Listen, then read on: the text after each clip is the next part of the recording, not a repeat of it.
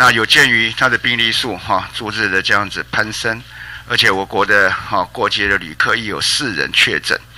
考量疫情及维护国人的安全，并确保国人的回国的权益，所以指挥中心我们宣布，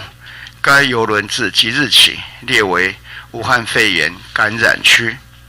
船上所有我国国籍的乘客和旅客及工作人员如欲返国，必须依指挥中心安排，统一搭乘包机回台，并遵守相关隔离检疫的措施。他们回来的时候，我们会要配合我们的隔离检疫措施。那比如讲说，我们会把他送到医院里面来做评估，或者他下机的时候，我们跟他做的一些的检疫措施，那必须要符合。如果他感染，就必须要受到约束，要留在医院里头接受治疗，到解除隔离。那如果没有的时候，他也是要必须当作接触者这样子的，来当做一个到集中隔离检疫的场所来继续来待着。我想处理的情形主要是这一些措施。当然要回来的在飞机上，我们当然会有医护人员去做相关的一些检疫的措施。